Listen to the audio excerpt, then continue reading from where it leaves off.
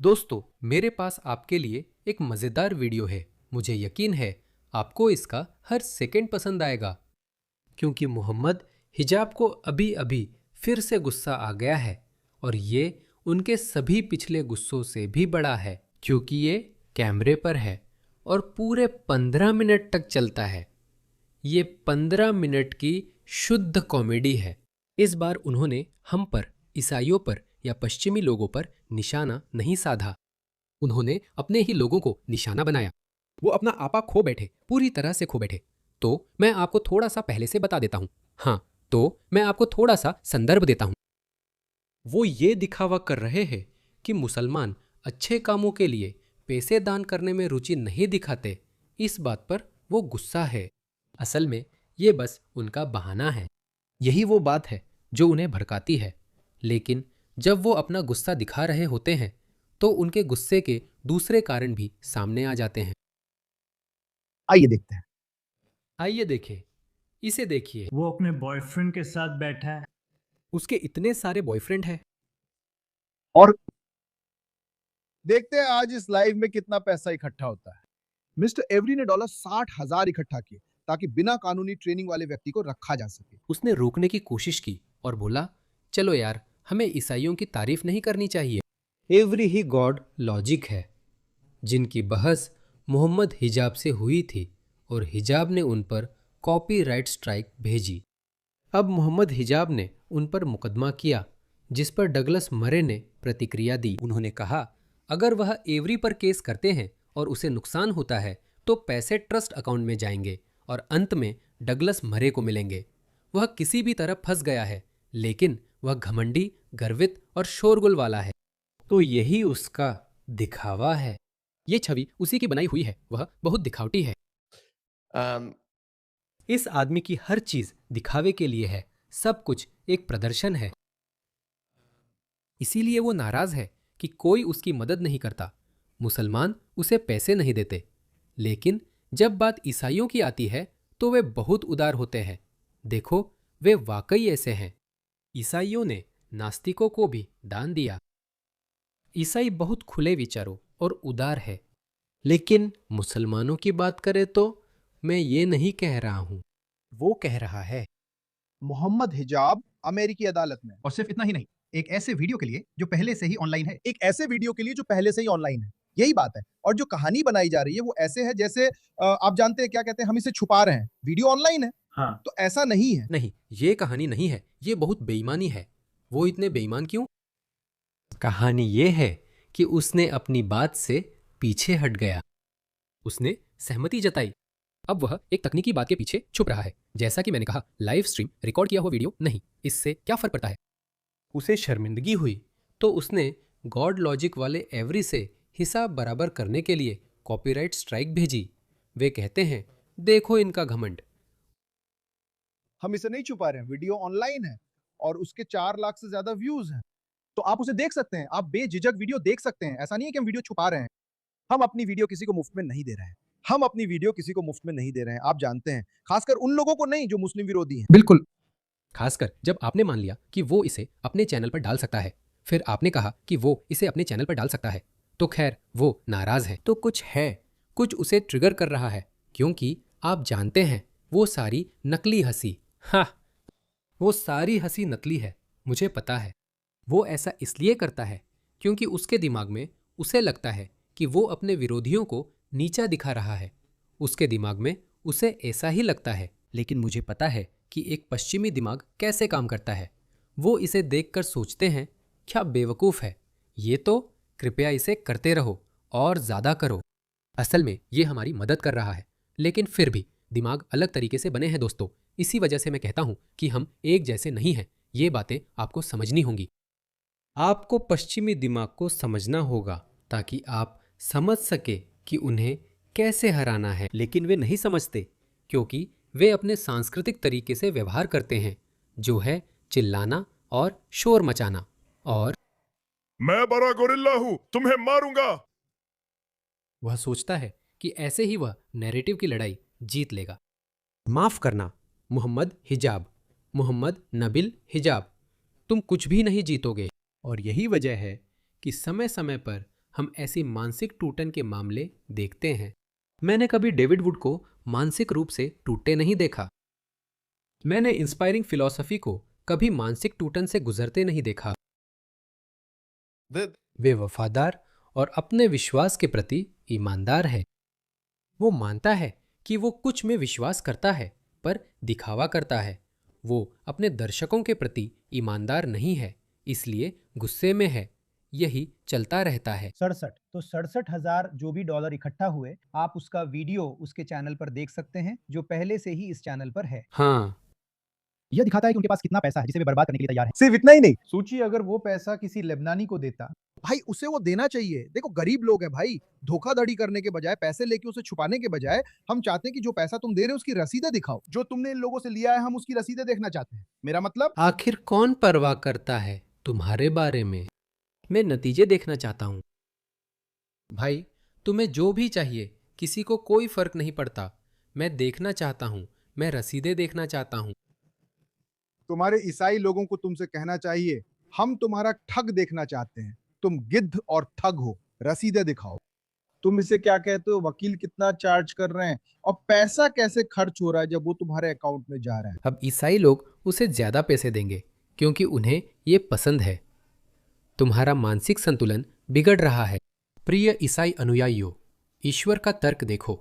असल में अब उसके पास मुझसे बड़ा चैनल है। उसके पास 600,000 सब्सक्राइबर है। वो पूरी तरह से वो एक युवा लड़का है। मुझे लगता है कि वो सिर्फ अपनी 20 की उम्र में है या कुछ ऐसा। उसने सच में अपना दिमाग पूरी तरह से खराब कर लिया है। जो वह कर रहा है उसके लिए उसे और पैसे दो। और यही सच है। आप अपने बैंक खाते में पैसे लाने के लिए मोहम्मद हिजाब से पैसे कमाने की कोशिश कर रहे हैं। साथ ही मोहम्मद हमेशा गुस्से में रहता है क्योंकि वह दिवालिया हो चुका है। पैसे नहीं है, कोई दिक्कत नहीं, आप उन्हें जितना चाहे बना सकते हैं। मुझे खुशी है कि ये ईसाई अपना पैसा खो रहे हैं। तुम खुश नहीं हो, झूठ मत बोलो। क्या मोहम्मद ने नहीं बताया कि झूठ बोलना बुरा है? अगर तुम अपनी पत्नी से युद्ध में या दो विरोधी गुटों में शांति के लिए झूठ बोल रहे हो तो मोहम्मद ने कहा है कि ये 3 वजहें झूठ बोलने के लिए सही है। ईसाई, क्योंकि सभी ईसाई एक जैसे नहीं होते, लेकिन ये खास वाले, मुझे खुशी है कि ये अपना पैसा गंवा रहे हैं। गंवाने दो। लेकिन बात ये है, क्या तुम कल्पना कर सकते हो? क्या तुम उसकी कल्पना कर सकते हो? हाँ, इस बारे में समझने के लिए बहुत कुछ है। शायद तुम परेशान हो कि मैं तुम्हें रोक रहा हूं। इसे देखो। वे सोचते हैं कि ये काम करता है या कुछ अच्छे ईसाई है, लेकिन कुछ बुरे भी हैं। तो मुझे सिर्फ बुरे लोगों से ही दिक्कत है? नहीं, तुम्हें सभी ईसाइयों से दिक्कत है। तुम्हें सभी नास्तिकों से दिक्कत है। तुम्हें सभी गैर मुसलमानों से दिक्कत है। तुमने ये बार बार कहा है। तुम उनसे नफरत करते हो, पश्चिमी देशों पर कब्जा और शरिया लागू करना चाहते हो। ये तुम्हारे घोषित लक्ष्य है। तो चाहे तुम कुछ ईसाइयों की खुशामद करो, बस उन बुरे ईसाइयों के खिलाफ जाने के लिए कोई भी इस बात को नहीं मान रहा है। ईसाई अपना पैसा खो रहे हैं, ये मुस्लिम विरोधी ईसाई, क्योंकि सभी ईसाई एक जैसे नहीं होते, लेकिन ये खास वाले, मुझे खुशी है कि अपना पैसा गंवा रहे हैं। गंवाने दो। लेकिन बात ये है, क्या तुम सोच सकते हो, क्या तुम सोच सकते हो, लोग 1 लाख पाउंड खर्च कर रहे हैं ताकि मोहम्मद हिजाब खुद का अदालत में बचाव करे। वो अमेरिका में खुद अपने वकील हैं और उनके पास मुस्लिम समुदाय से कोई समर्थन भी नहीं है। और जानते हो क्या, मैं नहीं चाहता कि कोई इसमें शामिल हो। मुझे कोई फर्क नहीं पड़ता, मुझे परवाह नहीं है। क्या तुम्हें पता है मैंने कितने कोर्ट केस लड़े हैं? मैंने अपनी जेब से पैसे दिए हैं भाई। मुझे किसी मुस्लिम से पैसे लेने की जरूरत नहीं है। कितनी बार मैंने तुम मुसलमानों से पैसे मांगे हैं? कभी नहीं। मैंने हमेशा दूसरों के लिए, दूसरी वजहों के लिए ही मांगा है। पिछले 4-5 सालों में मैंने 7 कोर्ट केस लड़े हैं, हर बार। तुम्हें उसके बारे में पता नहीं है। तुम्हें तो बस उन 2 के बारे में पता है जो मैंने हारे थे। तुम्हें तो बस उन 2 के बारे में पता है जो मैंने हारे थे। असल में उससे जरूर मुझे यकीन नहीं हो रहा कि उसने सच में कहा मैं हार गया। उसके मुंह से सुनना बड़ी बात है। कम से कम वो मानता है कि उसने केस हारे, क्योंकि इन लोगों से कुछ भी उम्मीद की जा सकती है। ये हार जाते हैं। ये खुद तबाह हो जाते हैं। गाजा तबाह हो जाता है। हजारों मारे जाते हैं। फिर भी कहते हैं हम जीत गए। हम जीत गए दोस्तों। न हाथ न पैर, हम जीत गए। पागल लोग हैं, ये उसी के मुंह से सुनना अजीब है। वो गुस्सा हो जाता है क्योंकि ईसाई अपने वक्ताओं का साथ देते हैं, मुसलमान उसका साथ नहीं देते। शायद इसका कुछ लेना देना इस बात से है कि तुम एक हिंसक दिखने वाले गुंडे हो, तुम असभ्य हो, बदतमीज हो। शायद इसी कारण मुसलमानों के बीच तुम्हारा जो सुनहरा दौर था वो खत्म हो गया है। अब वो कह रहे हैं, जानते हो क्या, तुमने मुस्लिम मकसद को फायदा पहुंचाने से ज्यादा नुकसान पहुंचाया है, जो कि सच है। कितनी बार मैंने उनके वीडियो चलाए हैं, हमने उनके वीडियो चलाए हैं। शुरुआत में डेविड वुड को इस्लाम की असंगति दिखाने के लिए लोगों को हदीस और कुरान दिखानी पड़ती थी। अब आयतें या हदीसें दिखाने की जरूरत नहीं, सिर्फ उनके वीडियो दिखाने हैं। देखिए इसका नतीजा क्या है। और वे इसे लेकर और ज्यादा रोते हैं। पश्चिमी लोग किस समुदाय की सबसे ज्यादा चिंता करते हैं? वे हिंदू, बौद्ध, चीनी, जापानी या वियतनामी नहीं हैं। वो वही लोग हैं। क्यों? क्योंकि ये लोग आकर कहते हैं हम शरिया लागू करना चाहते हैं। शरिया यूके में, शरिया ऑस्ट्रेलिया में, शरिया अमेरिका में। हमारे पास अमेरिका में एक मुस्लिम राष्ट्रपति होगा, 50 सांसद होंगे। अमेरिका में हम अपनी खुद की शरिया सिटी बनाएंगे जहां गैर मुस्लिमों को अनुमति नहीं होगी।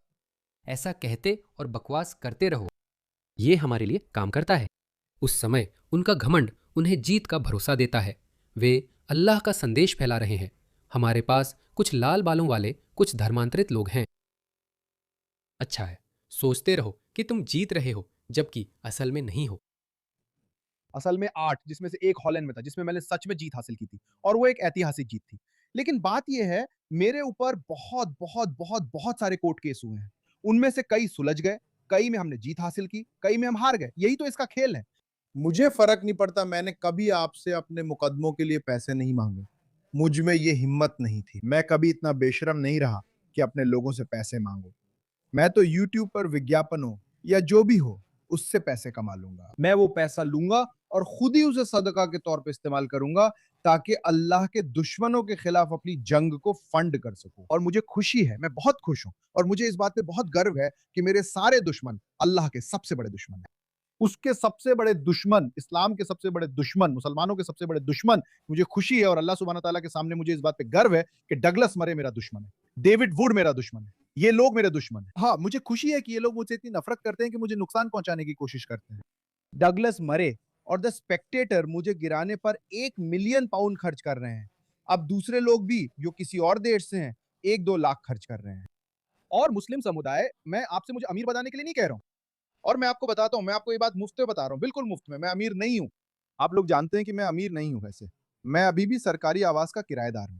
वैसे मैं अभी भी सरकारी मकान में रहता हूं। वह सरकारी आवास में रहता है, वह काउंसिल हाउस में रहता है, जिसकी कीमत ब्रिटिश करदाताओं ने चुकाई है। हे भगवान, आप लोग सच में अपनी छवि पर खरे उतरते हैं। आप लोग वेलफेयर पर निर्भर हैं। वो ब्रिटिश टैक्स पेयर्स के पैसों पर जी रहा है, क्योंकि सभी सरकारी आवास सब्सिडी वाले होते हैं। फिर भी वह ब्रिटेन और उसी सिस्टम से नफरत करता है जो उसकी जीवन शैली को संभव बनाता है। अगर वह मिस्र में होता तो वह यहीं होता। ये मिस्र है दोस्तों, ये मिस्र है। कुछ लोग कह रहे हैं कि ये एक ईसाई इलाका है, जो फिर भी मिस्र के लिए अच्छी बात नहीं है। लेकिन मैंने एक हिजाबी देखी। शायद मुझे नहीं पता कि वो हिजाबी है या नहीं, लेकिन ठीक है, अगर ये ईसाई इलाका भी है तो इसमें क्या बुरा है? क्या यही तरीका है जिससे वे ईसाइयों के साथ पेश आते हैं? और ईसाई देशों में ईसाई लोग अपने घर का किराया खुद देते हैं, जबकि आपके यहाँ ऐसे पूर्व सैनिक हैं जिन्होंने ब्रिटेन के लिए गोली खाई, वे बेघर हैं। ये लोग जो ब्रिटेन, ईसाई धर्म और पश्चिम से नफरत करते हैं और इसे खत्म करना चाहते हैं, काउंसिल घरों में रहते हैं। बहुत रोचक जानकारी, धन्यवाद हिजाब। सरकारी फंड वाले घर में मेरे नाम कुछ नहीं है, चाहो तो देख लो। मैंने सब कुछ दे दिया, मेरे पास कुछ नहीं है। मैंने सब कुछ या तो लोगों को या अच्छे काम या इस्लामी प्रचार के लिए दे दिया है। मैं आपको भरोसा दिलाता हूं कि मैंने सब कुछ दिया है। मैं आपसे ये नहीं कहता कि आप भी ऐसा करें। मैं बस आपसे उसका 1% करने को कह रहा हूं। आपके पास एक लिंक है, लोग मर रहे हैं, सुभान अल्लाह। आप खुद को इस बात के लिए भी तैयार नहीं कर पा रहे कि इन लोगों को आज के दिन पैसे दें। बिल्कुल सही बात है, यह एक सही बात है। ये सही है, ईसाइयों की उदारता से सीखना चाहिए, लेकिन फिर भी उसे कुछ कहना ही है। और मेरे पास उसके लिए एक बहुत अच्छी लाइन है। इन दिनों, इन खास दिनों में ये लोग मुझे रास्ते से हटाने के लिए 100 मिलियन पाउंड, 1 लाख पाउंड दे रहे हैं, और उसकी बजाय चलिए इस्तिखारा के बारे में बात करते हैं, चलिए आशा अशरिया मातुरी के बारे में बात करते हैं, चलिए थारी सल्फी के बारे में बात करते हैं। क्या वो आपके लिए सल्फी है या नहीं? चलिए जेंडर डिबेट के बारे में बात करते हैं, चलिए एक दूसरे को मार डालते हैं। चलो मुसलमानों को आपस में लड़ने और एक दूसरे को मारने दो, फिर ये हमारे साथ भी यही करेंगे। क्या आप सोच सकते हैं हम अपनी संस्थाओं, मस्जिदों और बुनियादी जरूरतों को फंड करने के लिए संघर्ष कर रहे हैं, हम खत्म हो जाएंगे। वल्लाही जानते हो क्या, कट्टर दक्षिण पंथियों की बात में भी दम है। मैं इतनी दूर तक जा रहा हूं आप लोग। वल्लाही पश्चिम में रहने वाले मुसलमानों, आपने खुद को नीचा दिखाया है। आप लोगों ने खुद को नीचा दिखाया है। यहूदी समुदाय को देखो, यहूदी समुदाय को देखो, देखो उन्होंने क्या किया है। देखो, क्या आपको लगता है अगर मैं होता, वह मान रहा है कि मुस्लिम समुदाय पूरी तरह असफल रहा है। यहाँ देखो, कुछ महीने पहले वह क्या कह रहा था। बहुत बड़ा। यूरोप में 50 मिलियन मुसलमान, यूरोप में मुसलमानों की संख्या कई मुस्लिम देशों से अधिक है। यदि यूरोप के सभी मुसलमान एक देश होते तो वो सबसे बड़े मुस्लिम देशों में शामिल होता। ये सच है। ये सपने हैं। ये वही विचार और सपने हैं जो वे खुद को बेचते हैं और पूरे न होने पर टूट जाते हैं। हमारी बुनियादी चीजों के लिए फंड जुटाने के लिए हम खत्म हो जाएंगे। वल्लाही जानते हो क्या, अति दक्षिण पंथियों की बात में कुछ सच्चाई है। मैं इतनी दूर तक जाने वाला हूं। आप लोग वल्लाही पश्चिम में रहने वाले मुसलमानों, आपने खुद को नीचा दिखाया है। आप लोगों ने खुद को नीचा दिखाया है। यहूदी समुदाय को देखो, यहूदी समुदाय को देखो, देखो उन्होंने क्या किया है। देखो, क्या तुम्हें लगता है कि अगर मैं यहूदी समुदाय में होता वही मोहम्मद हिजाब होता? क्या तुम्हें लगता है मैं ऐसा ही होता? क्या तुम बेवकूफ हो? क्या तुम बेवकूफ हो? यही उसकी झुंझलाहट दिख रही है। तो एक तरफ वह कहता है मुझे मुसलमानों से पैसे नहीं चाहिए, मुझे मुसलमानों से कुछ नहीं चाहिए, तो फिर वह शिकायत किस बात की कर रहा है? वह किस बात की शिकायत कर रहा है?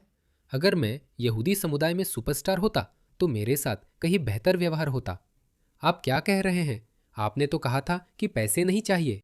तो दीपक लाल सच में नाराज है। उसका प्रभाव कम हो रहा है, उसकी पकड़ ढीली पड़ रही है। जो बात वह नहीं समझ पा रहा है, जो उसकी दंभ और घमंड की वजह से है, वह यह है कि आपका समय निकल चुका है। भाई, तुम्हारी एक्सपायरी हो गई है। तुम अपनी हरकतें दूसरों मुसलमानों को बता रहे हो। उसने एक मुस्लिम भाई से कहा था, क्या मैं तुम्हारी बीवी का दूध पी सकता हूं ताकि वो मेरी महरम बन जाए? क्योंकि इस पर एक हदीस है और विवाद भी है। हाँ, ये विवाद सही है। अल्बानी ने कहा था कि इस्लाम में मोहम्मद दूसरे लोग उसकी पत्नियों के साथ सोएंगे, इस बात को लेकर वह बहुत वहमी था। तो उन्होंने कहा, अगर कोई बड़ा आदमी किसी दूसरी औरत का दूध पी लेता है तो वो औरत उसकी माँ बन जाती है, महरम बन जाती है, तो वो उससे कोई रिश्ता नहीं रख सकता। मुझे पता है ये अजीब है। मुस्लिम विद्वानों में मतभेद था। कुछ का मानना है कि औरत को दूध कप में निकालकर उस आदमी को देना चाहिए, या फिर अगर आप बच्चा है, जैसे अगर आप शिशु है, तो फिर कोई और औरत ने ऐसा किया है तब वो ठीक है, तब इसमें कोई समस्या नहीं है। लेकिन आप असल में ये एक बड़े आदमी के लिए भी कर सकते हैं। तो कुछ मुस्लिम मानते हैं कि ये कप के जरिए करना चाहिए, या कुछ मुस्लिम मानते हैं कि आपको ये सीधे स्तन से करना चाहिए। तो वे इस पर बहस कर रहे थे। मोहम्मद हिजाब की राय अलग थी। उनका मानना था कि ये कप के जरिए होना चाहिए। दूसरे मुसलमान ने कहा, कप से पीना जरूरी नहीं। मोहम्मद हिजाब ने पूछा, क्या मैं आपकी पत्नी का दूध पी सकता हूं? तो ऐसी हरकतें हैं मोहम्मद हिजाब, जिनकी वजह से लोग शायद आपके खिलाफ हो रहे हैं। लेकिन वो ये नहीं समझेंगे, ये सबकी गलती है, उनकी नहीं। अगर मैं मोहम्मद हिजाब होता, मेरे पास जो प्रभाव और ताकत है, और मैं यहूदी समुदाय में एक यहूदी होता, तो क्या आपको पता है कि वो मेरा कितना ध्यान रखते? क्या आपको पता है कि मेरी कितनी देखभाल होती? तो आपकी देखभाल नहीं हो रही, यही उनकी शिकायत है। आपको किस तरह की देखभाल चाहिए? पैसे तो आप नहीं चाहते, यह आप खुद कह चुके हैं। आपने सब कुछ दान कर दिया है, आपको क्या चाहिए? वो नाराज है कि मुसलमान उनके साथ वैसे नहीं खड़े हैं जैसे ईसाई अपने नायकों के साथ खड़े होते हैं। हाँ। क्या आपको लगता है कि मुझे अपनी ही मुकदमेबाजी के लिए फंडिंग करनी पड़ेगी? क्या आपको लगता है कि मुझे सब कुछ खुद ही करना पड़ेगा? क्या आपको लगता है कि मैं दिवालिया हो जाऊंगा? क्या आपको लगता है कि मेरे पास कोई समर्थन नहीं होगा? क्या आपको नहीं लगता कि डगलस मरे जैसे व्यक्ति के बारे में, जिनके लिए खुद नेतन्याहू ने कहा कि हमें टिकटॉक पर कब्जा करना है, इस पर हमने एक वीडियो भी बनाया था, और उन्होंने कहा डगलस मरे, और वे डगलस मरे की तारीफ कर रहे थे। क्या आपको नहीं लगता कि उनका भी इसमें कोई हाथ है? क्या आपको नहीं लगता कि एलन मस्क, वैसे मैं बताऊंगा कि उन्होंने मेरे बारे में क्या कहा था। हाँ, और आप उसे उजागर करें। एक दिन में सामने आके सच में इसे उजागर करूंगा, क्योंकि उन्होंने निजी तौर पे मुझे जो कुछ कहा था वो सब धमकियां थी। वो आदमी पुष्टि कर रहा था, एलन मस्क खुद। आपको लगता है ये झूठ है? वल्लाही ये झूठ नहीं, आपने देखा है। वल्लाही क्या आपने देखा है या नहीं? ठीक है, वल्लाही ये झूठ नहीं है।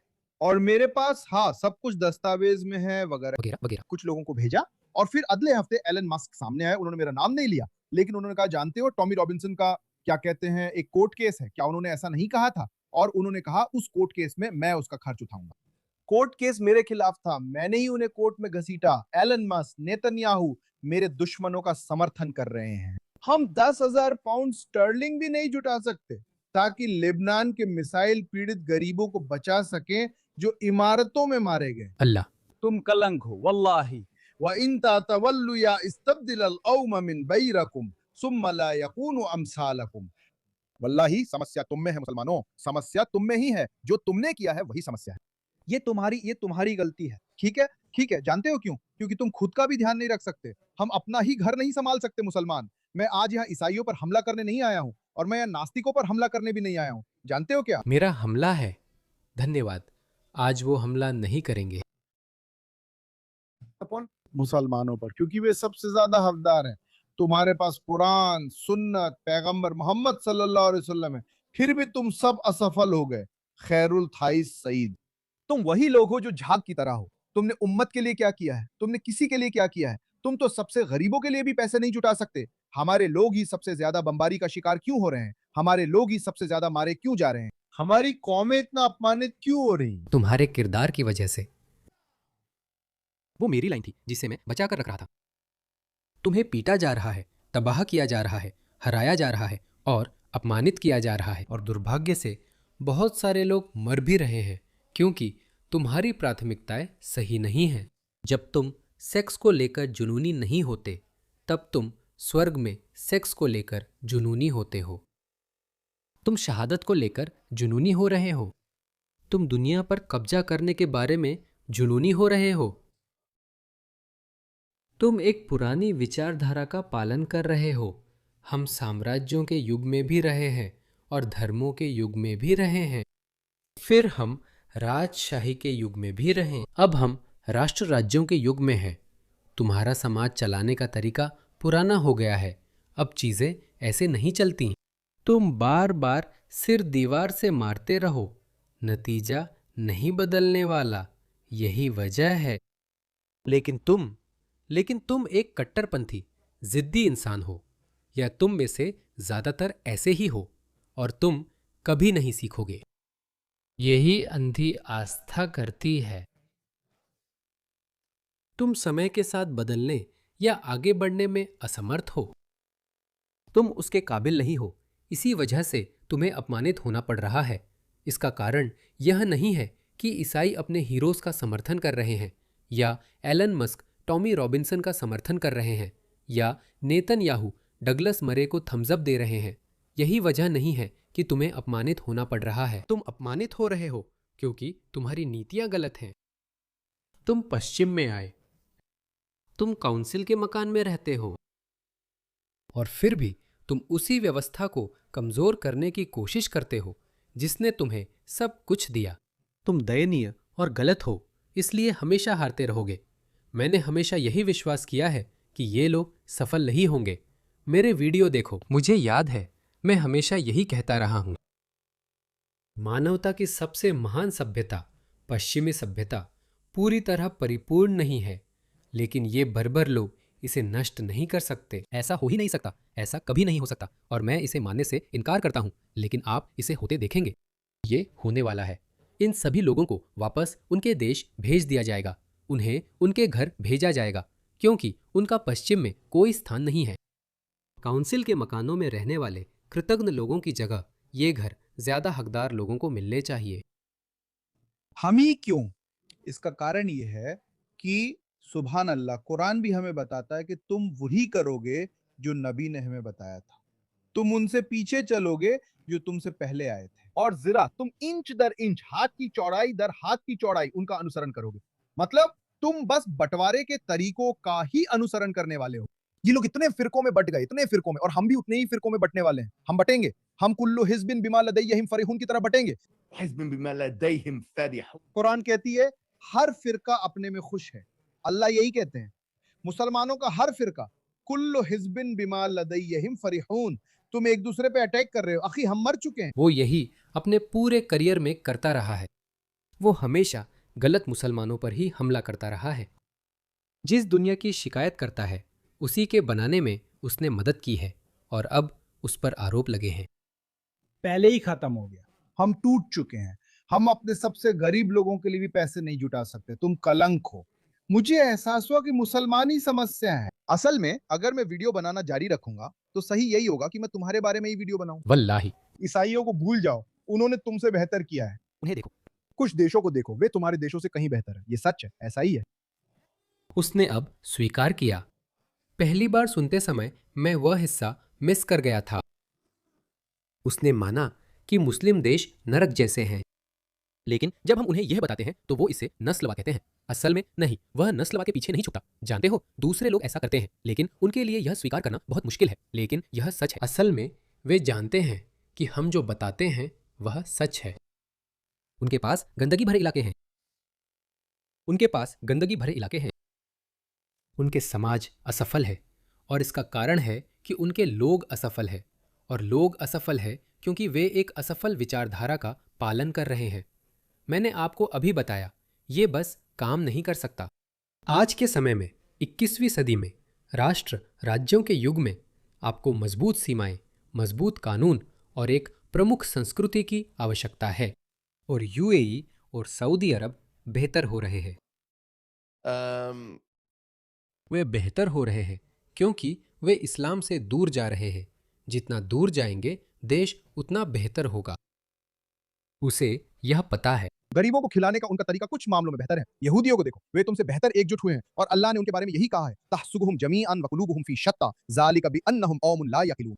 तुम सोचते हो कि वे एकजुट हैं, लेकिन वे बटे हुए हैं। यहूदी बटे हुए हैं। देखो सुभान अल्लाह, उनके पास ऑर्थोडॉक्स यहूदी हैं, रिफॉर्म यहूदी हैं, लेकिन जब बात ज़ायोनिज्म की आती है तो वे सब एक साथ आ जाते हैं। सर्वे देखो, वे एकजुट होते हैं, खुद को फंड करते हैं। अब की जब बात ज़ायोनिज्म की आती है तो बहुत सारे ज़ायोनिस्ट एक साथ आ जाते हैं।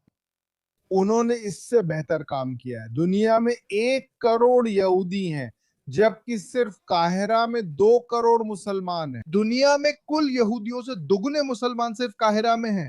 हमें और उन्हें देखिए। तुम दयनीय हो। धन्यवाद मोहम्मद, धन्यवाद इसे स्वीकारने के लिए। तुम लोग दयनीय हो, वह सही है। उसने हमें सोने की खान दे दी है। अब वह और अपनी स्वीकारोक्तियों से पीछे नहीं हट सकता। जैसे मुस्लिम देश नरक जैसी जगहें हैं।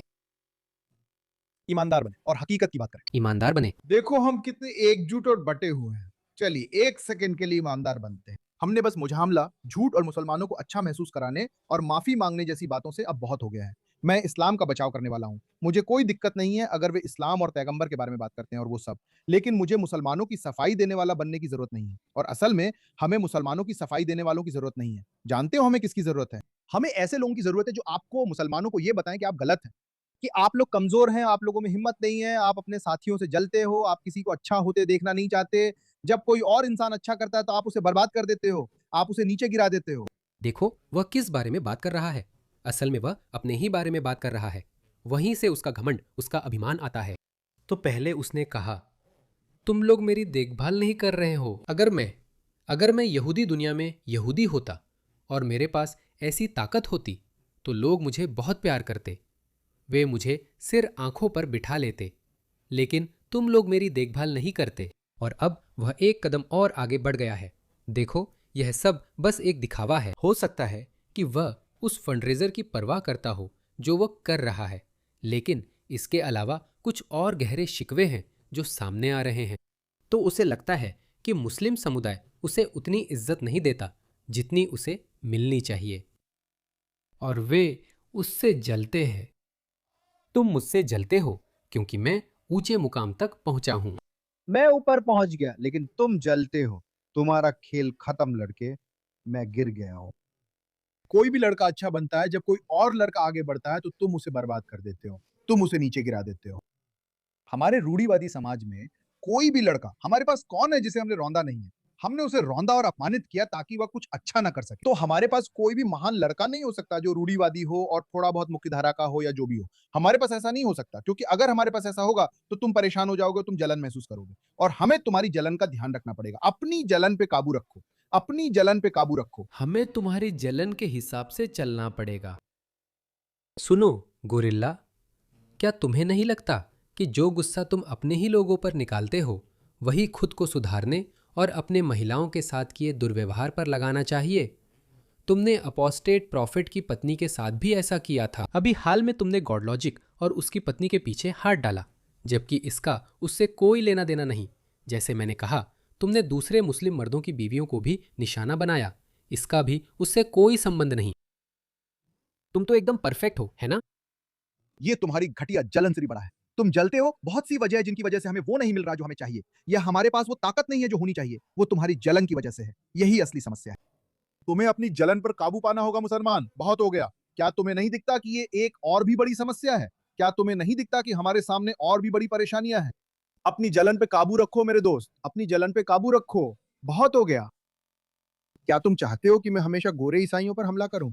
तुम बेवकूफ हो, तुम मूर्ख हो। तुम ही इसमें और उसमें निवेश कर सकते थे क्या? नहीं, ईसाइयों पर हमला तुम्हारी नीति थी।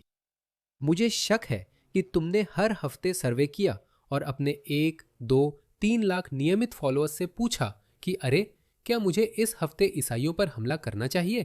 क्या यही रणनीति होनी चाहिए? नहीं, वो तुम थे। तुम्हारे अंदर का गोरिल्ला बाहर आ गया था। वही असली तुम हो। तुम्हारा स्वभाव बहुत उग्र है। तुम्हें लगता है कि बातचीत पर हावी रहना चाहिए। तुम्हें लगता है कि यही एक अच्छी रणनीति है। दुर्भाग्यवश ऐसा नहीं है। पश्चिमी देशों में मुस्लिम समुदाय की स्थिति देखो। तुम सबसे ज्यादा नफरत किए जाते हो। माफ करना, तुम्हारे स्वभाव और व्यवहार के कारण, मानो पश्चिम को जगाने के लिए तुम्हारा आतंकवाद ही काफी ना रहा हो। तुम और तुम्हारे जैसे हजारों लोगों ने हजारों भड़काऊ वीडियो बनाए हैं। जो अभी मैंने चलाया, उसके अलावा भी मेरे पास तुम्हारे वीडियो का पूरा फोल्डर है। मैं दिखाता हूं। तो क्या मुसलमानों ने तुम्हें ये सब करने और बोलने को कहा था?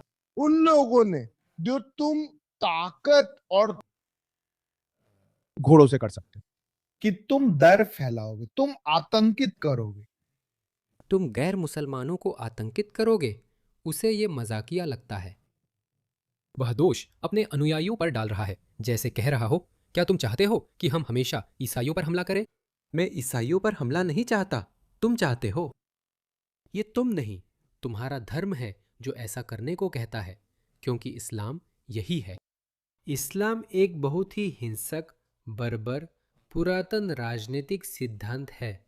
ये हमारी बदकिस्मती है कि हमारी सरकारें इसे नहीं मानती और हमें इस ग्रह को इन मध्ययुगीन लोगों के साथ साझा करना पड़ता है। ये हमारी बदकिस्मती है, लेकिन हमें कुछ करना होगा और मुझे लगता है हम करेंगे। तुम डराओगे और आतंक फैलाओगे। अगर अल्लाह, ये क्या है? अल्लाह के दुश्मन हो, तुम्हारे दुश्मन कौन है? मैं करूंगा, सुभान अल्लाह। मैं दुश्मनों के दिलों में डर और दहशत भर दूंगा। तो उल्की फी कुलूबिल्लज़ीना कफरू रुअबा, रुब तारा फक्तरबू फौकल आनाक, उनकी गर्दन के ऊपर मारो।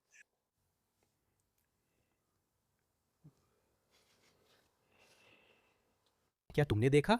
क्या तुमने देखा? क्या तुमने अभी हंसी की आवाज सुनी? क्या मुसलमान हंस रहे हैं? बस इसे सुनो, बस इस हिस्से को सुनो। वद्रबू, माफ कीजिए। बस यहाँ थोड़ा सा। सीमिनहुम कुल बनान। वाद्रिबू मिनहुम कुल्ल, और उनकी उंगलियां काट दो। उंगली ही क्यों? क्योंकि वे लड़ नहीं सकते। तुमने बहुत समझदारी से उसे अक्षम किया। तुमने हाथ काट दिया, ता, हाथ काट दिया, ता, खत्म, मर गया। अल्लाह तुम्हें बता रहा है कि कैसे लड़ना है। वाह, उनके पास ऐसे जीनियस भगवान हैं जो कहते हैं उनके हाथ काट दो ताकि वो तलवार ना उठा सके। क्या जीनियस है। इससे मुझे इंडियाना जोन्स की वो छोटी सी क्लिप याद आ गई। याद है, इंडियाना जोन्स इंडी मिस्र जाता है शायद, और फिर एक आदमी अपनी तलवार लहरा रहा होता है। पता है, मुझे लगता है वो यही करने वाला था, उसका हाथ काटना। और इंडियाना जोन्स बस बंदूक निकालकर उसे मार देता है। ये बेवकूफ लोग साले बेवकूफ लोग। चलो बाकी सुनते हैं। हमारे पास वो चीजें क्यों नहीं है जो इन लोगों के पास है? क्योंकि तुम कमजोर हो और मैं भी कमजोर हूं, और हमारे पास एक लिंक है जिसे तुम स्क्रीन के नीचे क्लिक कर सकते हो, लेकिन तुम उसे क्लिक करने की भी जहमत नहीं उठाओगे। क्यों? क्योंकि तुम्हें हरा दिया गया है और अपमानित किया गया है, और तुम तो कर भी नहीं सकते। सबसे कमजोर पैगंबर ने हमें मुसलमानों को बताया, अल मुस्लिम लिल मुस्लिम कल जसद लिल वाहिद, कि एक मुसलमान दूसरे मुसलमान के लिए एक शरीर की तरह है। एक और हदीस में कहा गया है, कला बुनुयानु यशद्दु बादुहु बादा, यानी वे सब एकजुट हैं। हमारे पास सबसे वंचित, गरीब और कमजोर लोग हैं। मुसलमान मरे हुए हैं। क्या आपने देखा है कितने लोग हैं जिन्होंने फिलिस्तीन में नरसंहार को सामान्य बना दिया है? अब सब कुछ सामान्य हो गया है। हम एक मरे हुए फिलिस्तीनी को देखते हैं, हम आगे स्क्रॉल कर देते हैं, अब बहुत हो गया। ऐसा लगता है हाँ हाँ हाँ जो भी हो, हाँ हाँ हाँ, हम अपनी आंखें घुमा लेते हैं, बस बहुत हो गया, हम अब और देखना नहीं चाहते। तुमसे मुझे घिन आती है, मुझे खुद से घिन आती है, हमें खुद से घिन आनी चाहिए। तुम सबसे हमें घिन आती है। इतने ईमानदार होने के लिए धन्यवाद। फिलिस्तीन में नरसंहार अब सब कुछ सामान्य हो गया है। अब जब हम एक मरे हुए फिलिस्तीनी को देखते हैं तो हम आगे बढ़ जाते हैं, हमने बहुत देख लिया है। ऐसा लगता है हाँ हाँ हाँ जो भी हो, हाँ हाँ हाँ, हम अपनी आंखें घुमा लेते हैं, बस बहुत हो गया, हम अब और देखना नहीं चाहते। तुमसे मुझे घिन आती है, मैं खुद को करता हूं। हम एक दूसरे से झूठे या बीमार हो जाते हैं। यही हमारे पास है। मुझे लगता है कि वह सीख रहा है। वह सीख रहा है कि यही होता है मोहम्मद जाब। यही होता है जब आप बिना ताकत युद्ध शुरू करते हैं और फिर आपको हार का सामना करना पड़ता है, अपमानित होना पड़ता है और अपने ही बहुत सारे लोगों को मरवा देते हैं। जब इस्माइल हनिया ने कहा मुझे चाहिए, हमें और खून चाहिए, हमें इजराइल और पश्चिम के खिलाफ इस युद्ध को जीतने के लिए फिलिस्तीनी लोगों का और खून चाहिए, तो वो कैसा चल रहा है? वो कैसा चल रहा है? तुमने तो गाजा भी खो दिया। वो पूरी तरह तबाह हो चुका है। बहुत सारे लोग बेघर हो गए हैं। मैं ये खुशी से नहीं कह रहा, लेकिन मैं ये ज़रूर बता रहा हूँ कि ये बहुत बड़ी भूल थी कि तुम सब ने 7 अक्टूबर 2023 को जश्न मनाया और खुशियाँ मनाई। कैसे? वो कैसा चल रहा है? अब मत रो, अब मत रो, तुमने सब गड़बड़ कर दी और तुम अब भी समस्या का सही से निदान नहीं कर रहे हो। तुम और चाहते हो, तुम और उकसाना चाहते हो, तुम मुसलमानों को भड़काना चाहते हो कि वो जाकर कुछ करे। आखिर इससे हासिल क्या करना चाहते हो? कोई मुसलमान गुस्सा हो जाए, किसी प्रो इजराइल या प्रो ईरान रैली में जाए और फिर किसी को मार डाले? क्या यही चाहते हो? क्या चाहते हो तुम? इसका मकसद क्या है? ये ऐसा नहीं है, ये कोई गहराई वाली बात नहीं है। ये सब सोच समझकर किया गया है। ये बस एक हताश आदमी की बड़बड़ाहट है जो किसी चीज को पकड़ कर रखना चाहता है, क्योंकि वो ऐसी दुनिया में है जहां उसकी अहमियत दिन ब दिन कम होती जा रही है। दुनिया का सबसे बड़ा समुदाय होकर भी अल्लाह की कसम हमने अपने लोगों की मौत और अपमान को सामान्य मान लिया है। ये सब खत्म नहीं होगा जब तक हम फंडिंग शुरू नहीं करते। कहां? जब तक हम अपना व्यवहार नहीं बदलते, जब तक हम जलन छोड़ते नहीं और हकता का अलमा तरह आना है। हमारे अंदर जो नफरत, गुस्सा, जलन, नाराजगी है और फिरका परस्ती है, वल्लाही आप लोग गलत रास्ते पर हैं। हम ऐसी संस्थाओं को फंड करने के लिए भी जूझ रहे हैं जैसे सैपिंग और मस्जिद जहां मैं जाता हूं वहां भी लोग कहते हैं कि हमें फंड रेजर की जरूरत है। हम अपनी मस्जिदों को भी फंड नहीं कर पा रहे हैं जहां हम नमाज पढ़ने जाते हैं। तो अल्लाह इसके अंदर है। हम तो घर भी नहीं जा सकते, मस्जिदों को फंड करना तो दूर की बात है। दुनिया भर में लोग मर रहे हैं, हम पैसे दे सकते हैं, लेकिन दूसरों से ज्यादा जिम्मेदार होते हुए भी फंड नहीं कर पा रहे हैं। माशाल्लाह, दूसरी कम्युनिटीज की हालत आप जैसी नहीं है। क्या आप कभी आईने में खुद को देखकर नहीं सोचते कि बच्चों और पोते पोतियों की चिंता है तो सुधार यही से शुरू करना होगा? जानते हो, बहुत हो गया, बहुत हो गया। वल्लाह आप घर बैठ के सबकी इन तमाम पब्लिक फिगर्स की आलोचना करना चाहते हो, है ना? अब मैं आपकी आलोचना करता हूं, मुझे आपको एक ईमानदार सवाल पूछने दो, सही से जवाब देना। आखिरी बार आपने उमा के लिए ऐसा क्या किया था जिससे दूसरों को भी फायदा हुआ हो? आपने ऐसा सच में कब किया था? क्या मैं ये नहीं करूंगा, ये सहारा है या नहीं? क्या आप अपनी दान राशि कम करते हैं? अगर आप दान देते हैं तो ये आपकी नमाज के बाद सबसे अच्छा काम है। हाँ, क्योंकि ये सदका है, ये एक अच्छा काम है जो आप देते हैं, आप दूसरों की मदद कर रहे हैं। सबसे अच्छा मोमिन वो है जो लोगों के लिए सबसे ज्यादा फायदेमंद हो। पैगंबर मोहम्मद सल्लल्लाहु अलैहि वसल्लम ने कहा कि अहब्बुकुम लिल्लाह अनफअकुम लिन्नास। उन्होंने यहां तक नहीं कहा अनफअकुम लिलमुस्लिमीन। उन्होंने कहा था कि लोगों के लिए सबसे ज्यादा फायदेमंद वही है। इसका मतलब मुसलमान था। हाँ, उन्हें गैर मुसलमानों की ज्यादा परवाह नहीं थी, सच में नहीं थी।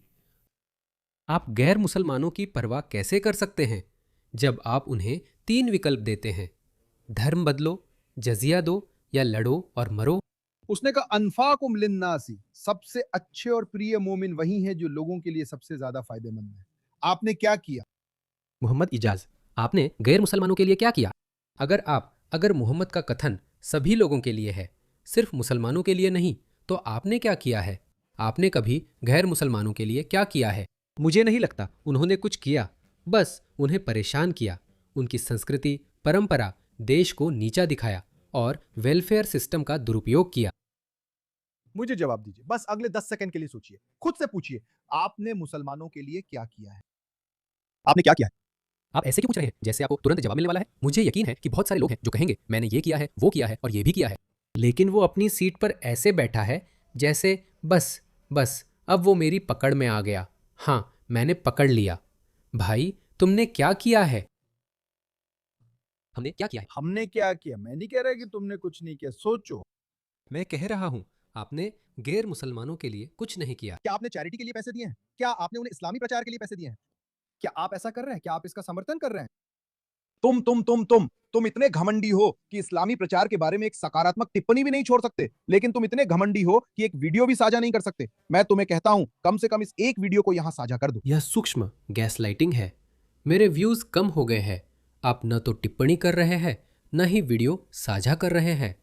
मुझे पता है मैं पैसे नहीं मांगता, लेकिन फिर भी अपने YouTube वीडियो पर मूर्ति पूजकों और कुफ्फार के विज्ञापनों पर निर्भर हूं। YouTube एक ऐसा प्लेटफॉर्म है जिसे बनाया गया था उन लोगों द्वारा जो पश्चिमी थे, मुसलमानों द्वारा नहीं। मुझे उसका पसंद नहीं है, उसके विचार ऐसे वैसे हैं और इससे बात अटपटी लगने लगती है। ठीक है, खलास, ईसाइयों को अपने लोगों को शेयर करते रहने दो, यहूदियों को उनके लोगों को साझा करने दो, यहूदी राष्ट्रवादियों को उनके लोगों को साझा करने दो। नहीं, जो भी हो, नहीं, खलास, आप तो भलाई की तरफ इशारा करने वाला काम भी नहीं कर सकते। जो अच्छा करता है और जो अच्छे की ओर इशारा करता है वो भी अच्छे करने वाले के जैसा है। अब्दालू एक हदीस है, अलल खैरी काफाइलिही, जो अच्छे की तरफ इशारा करता है उसे करने वाले जैसा है। बस एक वीडियो या डोनेशन लिंक किसी ग्रुप में डाल दे। ये जुल हिज्जा के पहले 10 दिन है, तो क्या आपको नहीं लगता इसका कई गुना सवाब मिलेगा? मैं देखना चाहता हूं कि गैसलाइटिंग से वह अपने मनचाहे फंड जुटा पाया या नहीं। मैं देखना चाहता हूं। या फिर किसी ग्रुप में डाल दो, तुम्हारे पास फोन है, बस ग्रुप में डाल दो, खल्लास, बिस्मिल्लाह, और फिर तुम्हें कई गुना सवाब मिलेगा। तुम ये करने से डर रहे हो, है ना? ये तुम्हारे लिए बहुत मेहनत का काम है, लेकिन पॉन हब तुम्हारे लिए मेहनत नहीं है, वो तुम्हारे लिए आसान है। पॉन हब तुम्हारे लिए ठीक है, क्योंकि पॉन हब तुम उस पे जाते हो, और पिछले हफ्ते कितनी बार तुम पॉन हब पे गए हो? ईमानदारी से बताओ, कितनी बार गए? हाँ, पिछले 2-3 हफ्तों में तुम कितनी बार पॉर्न हैप पे गए हो बताओ? पिछले महीने पूछो मुझसे, अब तो गिनती बढ़ रही है ना?